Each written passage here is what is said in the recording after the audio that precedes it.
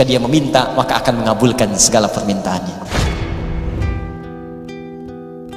Nah sekarang, untuk menunjukkan itu semua, maka ada satu kaidah. Kalau kaidah ini benar, dan inilah dari kalimat Bismillahirrahmanirrahim, akan muncul kemudian kalimat-kalimat lain sebagai tafsir dari kalimat ini, dan satu dengan yang lainnya akan saling menjelaskan. Indahnya nanti keterangan di Al-Fatihah dirinci di Al-Baqarah, terusannya ada di Ali Imran, sampai dengan ke An-Nas. Indah luar biasa. Dan di setiap kalimat ada yang akan saling menjelaskan. Dan kunci dari semua ini terletak pada kalimat Allah. Dan ini bahasan terakhir kita, Allah. Makanya saya akhirkan.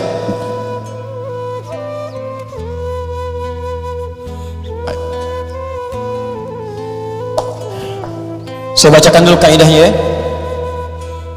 Kitabnya At-Ta'rifat karya Imam Al-Jurjani. Ya. Nanti saya bawakan lagi beberapa kitab yang lain. Ini kadang-kadang kitab itu saya hafalkan, cuma kadang-kadang ada sebagian kawan-kawan yang mungkin belum mendapati referensinya, jadi menilai bahwa ini nggak ada nih, pendapat ini nggak ada, dari mana gitu kan. Nah, maka beberapa taklim mungkin saya akan bawa kitab-kitab itu supaya bisa untuk sharing di situ. Kalau ada yang kurang tepat silahkan diluruskan, tidak ada masalah. Saya sih enak saja, kalau benar salah ya kita katakan itu keliru ya. Kalau misalnya salah sebut nama, ya saya salah sebut nama kemarin, harusnya ini, yang benar ini bukan ini, ya selesai. Dan tidak harus mempertahankan kesalahan, ya. Dan juga jangan cari-cari kesalahan, capek nanti, ya. Capek. Guru itu kalau mengajar pasti ada aja salahnya, pasti salah. Tapi yang paling salah adalah murid yang mencari-cari kesalahan guru. Jelas ya? Nah, bikin status dulu, catat dulu, ya. Ya. Bismillahirrahmanirrahim. Al-Ismul A'zam. Al-Ismul A'zam, nama yang paling agung, tinggi. A'zam itu isim tafdil dari kata azuma. Azuma, a'zam. Azuma besar, sigat mubalaghahnya azim, sangat besar. A'zam paling besar, paling agung. Jadi kalau ada yang agung, ini yang paling agung. Kalau ada yang bisa mengangkat, ini yang paling tinggi angkatannya. Kalau ada yang bisa memuliakan, ini yang paling bisa memuliakan pada tingkat yang paling dahsyat. Anda dimuliakan oleh ibu Anda, teman Anda, tetangga Anda, keluarga Anda, masyarakat Anda, maka ada yang lebih dahsyat dalam memuliakan Anda. Inilah dia nanti akan kita lihat. Jelas ya? Nah, mari kita lihat Al-Ismul A'zam. Huwal ismul jami' li jami'il asma'. Huwal ismul jami' li jami'il asma'. Al-Ismul A'zam ini adalah nama yang mencakup seluruh nama-nama kemuliaan, nama-nama kebaikan. Jadi kalau ada semua nama baik, puncaknya nama ini, puncaknya nama yang ini, ya. Apa nama yang dimaksudkan? Yuk kita lihat. Qila, dikatakan nama Al-Ismul A'zam itu tidak ada yang lain, Wallah, yaitu Allah. Allah. Ini nama Allah itu disebut dengan nama Al-Ismul A'zam. Ini sepakat orang Arab langsung nyebut A'zam, nama yang paling tinggi, nama yang paling agung, nama yang paling dahsyat. Al-Ismul Jami' li Jawami' Sifatil Mahmudah li Jami'il Asma', nama terbaik, teragung yang mencakup semua nama kebaikan yang pernah ada. Makanya ketika Allah memperkenalkan nama ini, Allah menyebutkan bahwa nama Allah ini memiliki semua sifat-sifat nama-nama kebaikan, baik namanya ataupun sifatnya. Itu kita temukan di Quran surah ke-7 Al-A'raf ayat 180. Quran surah ke-7 ayat 180. Di halaman 174, posisi paling kiri, baris yang keempat sebelah atas. Walillahil asma'ul husna fad'uuhu biha. Walillahil asma'ul husna. Walillah hanya milik Allah. Walillah hanya milik Allah. Al asma'ul husna, semua nama-nama yang baik-baik. Di semua nama-nama baik itu terkumpul semua punya Allah. Makanya ketika disebutkan nama Allah itu mencakup semua nama-nama yang baik. Anda ketika menyebut nama Allah, Allah, Allah, ya Allah, Allahumma, ya Allah, itu sudah mencakup semua nama-nama yang terbaik yang melekat pada Allah Subhanahu wa taala dan sifatnya. Makanya kalau Anda mau memanggil kepada Allah, kata Allah, silakan sebut nama Allah secara singkat. Di mana ditemukannya? Boleh Quran surah ke-17 misalnya, ayat ke-110. Ya, Quran surah ke-17 ayat 110. Ya. Halaman 293. Posisi paling kanan di baris yang ke-6. Qulid'u Allah awid'u Rahman ayyamma tad'u falahul asma'ul husna. Qulid'u Allah, kalau Anda sedang punya masalah, sedang punya persoalan, sedang punya kebutuhan, qulid'u Allah, panggil Allah, sebut, minta. Qulid'u Allah, ya Allah, ya Allah, ya Allah, berdoa minta. Atau sebut Ar-Rahman, ya Allah ya Rahman, ya Allah ya Rahman. Atau kalau ingin spesifik, silahkan panggil nama-nama yang Allah miliki sesuai dengan kadar kebutuhan Anda. Semua namanya baik. Misal Anda butuh rezeki, sebut namanya ya Razzaq. Anda sedang belajar, besok mau ujian, belajar supaya dipercepat ilmu, sebut namanya ya Alim. Anda sedang bekerja, ada yang usil, ada yang iseng, ada yang ingin mencelakai Anda, sebut namanya ya Jabbar, ya Malik. Sedang punya banyak masalah, sebut ya Sabar, Sabar, Sabar. Tapi kalau Anda ingin menyebut satu nama yang dengan itu semua masalah Anda tuntas, sebut Allah. Ya Allah, hamba bermunajat kepadamu. Ya Allah, hamba memohon kepadamu. Kalau Anda benar menyebutnya, benar memohonnya, maka demi Allah ada hadis yang langsung disampaikan oleh Nabi sallallahu alaihi wasallam, langsung disebut oleh Nabi.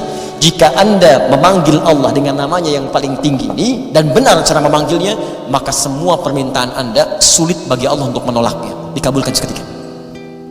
Saya bacakan kitabnya, ini halaman 31, saya hafal ini ya, paling kiri di pertengahan.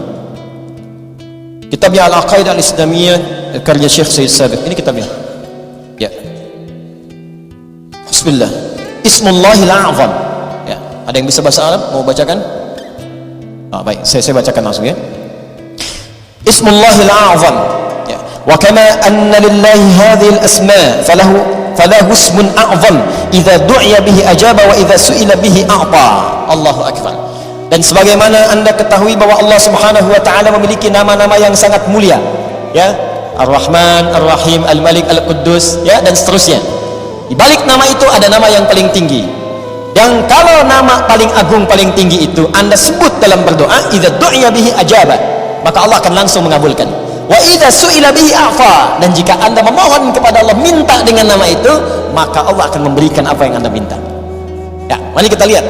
Ja'a dzikruhu fima yali min ahadits. Kalau Anda tidak percaya, berikut ini saya tampilkan beberapa hadis-hadis ya, yang mengabadikan kepada kita peristiwa-peristiwa dimaksud dari Nabi sallallahu alaihi wasallam.